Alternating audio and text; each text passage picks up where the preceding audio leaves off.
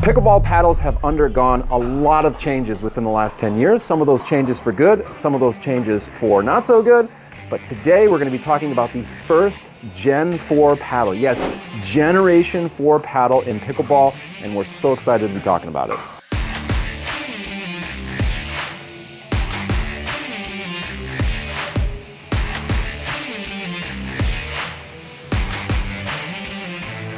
We are talking about the Carbon TruFoam Gen 4 paddle. And I want you guys to stick with me because in the middle of this video, I'm going to be talking about the 3 things that really stood out for me about this paddle and how that's going to benefit you. And as always, if you guys want to use our special code, we'll have that up on the screen for you so you can purchase this paddle. All right, so last year we had the introduction of the Gen 3 paddles. Also included in that were Kevlar, a lot more Kevlar paddles, and also titanium. So lots of R&D was spent over the last 18 months to get to this final solution and produce this incredible paddle. The problem with foam in the past has been this new deflection testing. So they've been playing with types of foam that have to be stiff enough to last, but not too springy in order to fail the pickleball core testing. According to the owner, these patent-pending TruFoam 4s are built for exceptional strength with foam properties that resist crushing, unlike older paddle designs. They abandoned the traditional paddle design and they reimagined this core technology with this groundbreaking technology. By using new materials and creating a unique blend that's significantly more durable than honeycomb or any other paddle available today, this paddle plays and feels different.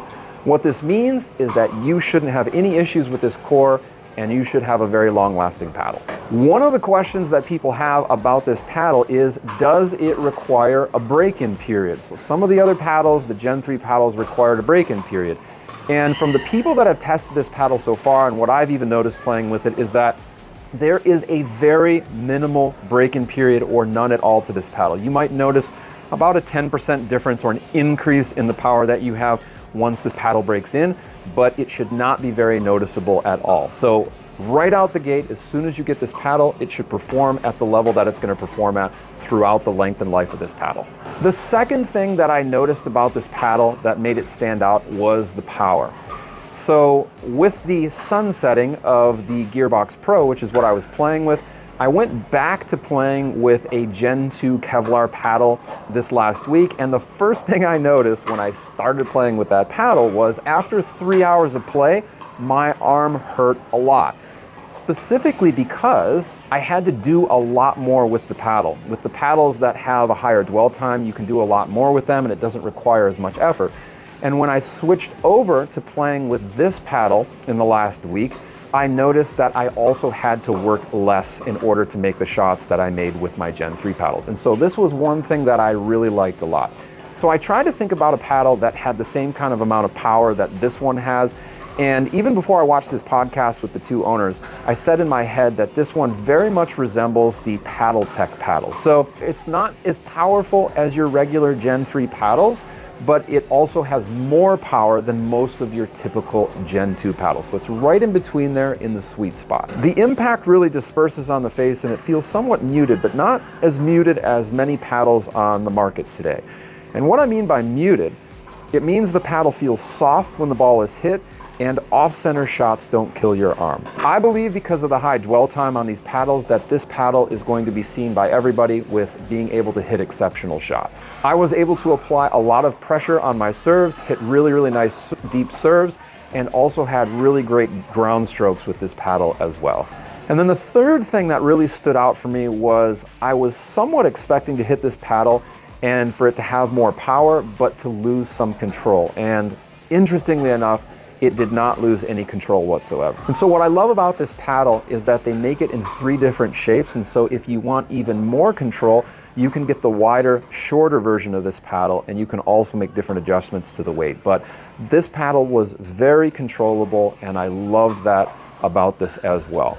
So in summary, what makes this paddle unique is it has a high density foam which resists core crushing and will last a long time.